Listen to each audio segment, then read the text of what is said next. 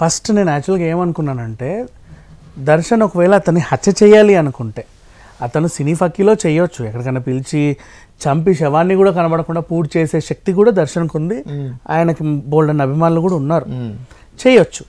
కానీ ఊరికి చంపి అట్లా కాలువలో పడేస్తారంటే దర్శన్ చేసి ఉండడేమో అని అనుకున్నా. కానీ ఇక్కడ జరిగింది ఏంటంటే ఇప్పుడు వెలుగులోకి వచ్చిన విషయాలు అంటే వీళ్ళని బిఫోర్ మనకేం తెలియదు, అరెస్ట్ చేసి రిమాండ్ పంపేంత వరకు ఏం తెలియదు. వాళ్ళని అందరినీ విచారించిన తర్వాత వాళ్ళని కస్టడీలోకి తీసుకున్న తర్వాత అసలు విషయాలు బయటకు వస్తాయి. ఇప్పుడు బయటకు వచ్చిన విషయాలు ఏంటంటే ఈ అరెస్ట్ల పర్వము నిన్నటిదాకా 13. నిన్న ఇంకొకరిని అరెస్ట్ చేశారు, ప్రదోష్ అని. ఓకే, ఆయన కూడా కన్నడ నటుడే, 2-3 సినిమాలు చేశాడు, బుల్బుల్ అనే పిచ్చి సినిమాలు తీశాడు, 4-5 సినిమాలు, కొంచెం రికగ్నైజ్డ్ ఫేసే. ఓకే, 14 మందిని అరెస్ట్ చేశారు. ఇంకా అసలు ఏం జరిగిందో మనకు ముందు నుంచే తెలుసు. దర్శన్కి ఎప్పుడు వివాహేతర సంబంధాలు ఉన్నాయని వాళ్ళ ఆవిడ తరచుగా కంప్లైంట్లు చేయడం, నిఖితతో మా ఆయనకి సంబంధం ఉందని ఒకసారి చెప్పి సంచలనం స్టేట్మెంట్ ఇచ్చింది. ఆ తర్వాత కూడా ఆయన ఇంకొంత చాలా మందితో తిరుగుతున్నాడు అని చెప్పేసి నన్ను కూడా ఇబ్బంది పెడుతున్న గృహహింస కేసు పెట్టి ఒకసారి జైలుకి వేసింది. అయినా మళ్ళీ వచ్చి అడ్జస్ట్ అయ్యి ఇవతోనే ఉంటున్నాడు. యాక్చువల్లీ వీళ్ళ సంసారం ఇప్పటికి ఇన్ని రోజులు ఉందా, ఎప్పుడో 2013-14 టైంలోనే ఈవిడ ఆయన మీద గృహహింస కేసులు పెట్టి పోలీస్ స్టేషన్ మెట్లెక్కించింది, కోర్టులలో పెట్టింది, జైల్లో కూడా పెట్టింది 14 రోజులు. అయినా సరే విడుదలయ్యాక 50,000 పుచ్చికతో విడుదలయ్యి కామన్మే మళ్ళీ ఈవిడతో ఉంటున్నాడు. దీన్ని బట్టి నేనంటే ఏం చెప్పదలుచుకున్నా అంటే దర్శన్ క్యారెక్టర్ ఆయన కొంచెం నోటిదూలు ఉన్న వాస్తవమే, కానీ డౌన్ టు ఎర్త్ గై. ఇట్లా ఎవడైనా చేస్తే బయటకు వచ్చాక ఎవడు కలిసి ఉండడు. పో నీదారి నాది నాదారి నాది, మళ్ళీ వచ్చి పోన్లే నేను మారాను నేను అంటే ఇప్పుడు మన ఊర్లలో పెద్ద మనుషులు పంచాయతీలు పెడితే మొగుడు మళ్ళీ వెళ్ళి ఇంట్లో ఉంటాడు. అవునా, ఈ కనీసం 10 పంచాయతీలు అయినా సరే 60 ఏళ్ళ వరకు వాడు చచ్చే వరకు ఆ ఇంట్లోనే ఆ పిల్లంతోనే ఉంటాడు. ఆ టైప్ దర్శన్ డౌన్ టు ఎర్తే కాదను. సరే బుద్ధి వక్రీకరించాలంటే ఇంట్లో ఈవిడ కూడా ఎప్పుడు గొడవలే కాబట్టి ఆయన ఇంకో మనశ్శాంతిని ఎత్తుక్కున్నాడు అనుకుందాం. పోనీ తప్పేం లేదు, అది ఆయన ఇష్టం, ఆయన పర్సనల్ అది. పోనీ ఆయన పెట్టుకున్న వివాహేతర సంబంధాలు ఆవిడతో పెట్టుకున్నాడు. ఈ విషయాలన్నీ కూడా అభిమానికి నచ్చల. ఈ అభిమాని సిన్సియర్ అభిమాని, అతన్ని బాగా అభిమానిస్తున్నాడు. నా అభిమాని నటుడు దేవుడు ఎక్కడ తప్పు చేస్తాడా, తప్పు చేయొద్దు, అతను నా దేవుడి చేత తప్పు చేయించింది వీళ్ళు వీళ్ళు వీళ్ళు అని ఆమెను తిట్టడం ఈమెను తిట్టడం స్టార్ట్ చేశాడు. అట్లా ఈ మన పవిత్ర గౌడకి అసభ్యకరమైన మెసేజ్లు బెదిరింపులు ఇవన్నీ చేయడం వల్ల ఇక ఒకనొక టైంలో ఆమె కూడా బాగా సీరియస్ అయ్యి వాడు ఇట్లా చేస్తున్నాడండి నీ అభిమాని నాకు వల్ల అవ్వట్లేదు అంటే ఇతని అభిమానుల సంఘం ప్రెసిడెంట్ ఒకడు ఉన్నాడు రాఘవేంద్ర అని, ఆయన వచ్చి నన్ను కారులో ఎక్కించుకొని తీసుకెళ్ళాడు, రారా మన అభిమాని అని. వెళ్ళిన తర్వాత 13 మంది కలిసి ఇష్టం ఉన్నట్టు కొట్టడం. ఆమె కూడా ఏరా ఇట్లా చేస్తావా నన్ను బెల్ట్ తీసుకొని కొట్టడం. ఈయన కూడా ఆవేశంలో 4 దన్నడం.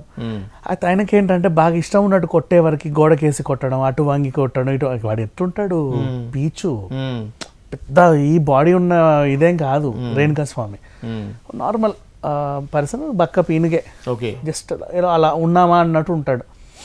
అంటే సరిగ్గా నిలబడలేని మనిషి చెప్పాలంటే ఆ టైప్ ఆఫ్, కాకపోతే మంచి అభిమాని అంతే. ఇంకా వీళ్ళు ఆ సున్నితమైన మనిషిని ఇష్టం ఉన్నట్టు అటేసి కొట్టేసరికి వీళ్ళు ఇంకా కొట్టేవాళ్ళు ఎలా ఉంటారు, మామూలు గొడవలకు వచ్చే వాళ్ళు ఎలా ఉంటారు అండి, గట్టిగా రాటుదేలు ఉంటారు, తట్టుకోలేకపోయాడు. పోనీ అలా ఒకడు కొడితే అని అనుకోవచ్చు, 10 మంది కలిసి కొట్టి పనిలో పైనగా ఆమె కూడా వచ్చి ఏరా నన్ను ఇట్లా అంటావా అట్లా అంటావా, ఈ మెసేజ్ చూడు నువ్వురా నన్ను ఇట్లా అంటావా పంపడం. అంటే మీకున్న అవగాహన ప్రకారం ఈ విధంగా గ్రూప్ దాడి కదా ఇది, ఈ దర్శన్ ఒక్కడి మీద పడే అవకాశం ఉంటుందా, అందరి మీద ఉంటుందా, మరి కొద్దిగా డైల్యూట్ అవుద్దా అనేది కొద్దిగా కీలకం. నువ్వే కదా ఎవరి కోసం వీళ్ళందరూ కొట్టింది, ఆమె కోసం నువ్వు, నీ కోసం నీ అభిమానులు అందరు కలిసి కొట్టారు. కేసు నిలబడటం కొద్దిగా కష్టమే, ఎందుకంటే అందరు అభిమానులే కాబట్టి పొద్దున సాక్ష్యం చెప్పేటప్పుడు ఆయన అసలు కొట్టలేదండి మేమే తలా దెబ్బేసి అయింది ఎవడో ఒకటి మీద ఎఫెక్ట్ అయ్యే అవకాశం వేసుకుంటారు. అది పెద్ద విషయం ఏం కాదులే, కానీ తెలిసింది ఇది ఒక్కసారి కాదు. దర్శన్ ఒక 4-5 సార్లు కొట్టాడు ఈయనని, 4-5 సార్లు బెదిరించారు. ఆ రాఘవేంద్ర కూడా అరే నీకు ఎన్నిసార్లు చెప్పాలరా, మొన్న కూడా ఇట్లా చేసావు, ఆ సంవత్సరం కూడా వార్నింగ్ ఇచ్చినాం బిడ్డ, ఈసారి మాత్రం వార్నింగ్లు ఉండవు, జాగ్రత్త నిన్ను ఎత్తుకెళ్ళి కొడతాం అని కూడా. ఏం చేసుకుంటారో చేసుకోండి నాకు అనవసరం, నా అభిమానుడు దేవుడు, మీరందరూ పిచ్చి కుక్కలు ఆయన వెనకాల ఆయనను భ్రష్టు పట్టిస్తున్నారు, ఆయన దేవుడు ఆయన దేవుడు, ఆ టైప్ ఆఫ్ అభిమాని. మరి ఏం చేస్తాం ఆయన్ని, సున్నితమైన వ్యక్తి. మళ్ళీ ఇక బాగా కొట్టేసరికి పాపం సొమ్మసిల్లి పడిపోయారు. వీడు లేస్తాడులే వాడే ఏదో టైంకి అని చెప్పి ఆ బ్రిడ్జ్ కింద పడేశారు, ఆ నీళ్ళల్లో వచ్చి లేస్తాడులే అని. ఆ నీళ్ళు దాకో ఏది దాకో లేదు, ప్రాణం పోయింది అప్పటికే. పోయింది. అండ్ బాగానే ఎక్కడ ఒక ఫుడ్ డెలివరీ బాయ్ అట్లా వెళ్ళి చూస్తుంటే కుక్కలు పిక్కు తింటున్నాయి ఆయన్ని. కుక్కలు ఒక శవాన్ని పీక్కు తినడం ఫుడ్ డెలివరీ బాయ్ చూసి పోలీసులకు సమాధానం ఇస్తే వాళ్ళు వచ్చి ఎవరైనా అని ఎంక్వైరీ చేస్తే పలానా చిత్రదుర్గకు చెందిన రేణుకాస్వామి అని గుర్తించి ఆ తర్వాత ఆయన వాట్సాప్ చాట్లు అవి ఇవి వాళ్ళ ఆవిడ్ని అందరిని అడిగితే ఇలా ఉండేయండి గొడవలు, మొన్న వచ్చి పట్టుకెళ్ళారు కొట్టారని ఆవిడ చెప్పడం ఇక్కడ దాకా వచ్చింది. ఇది జరిగిన సంగతి. అంటే సున్నితమైన అంశమే. ఇతన్ని ఎందుకు వాళ్ళతో గొడవ పడ్డారో తెలియదు, వాళ్ళు ఎందుకు కొట్టారో తెలియదు, అంతా సున్నితమైన అంశమే. బట్ ఓవరాల్గా చెప్పాలంటే ఒక ప్రాణం పోయింది, 10 మంది దాడి చేశారు.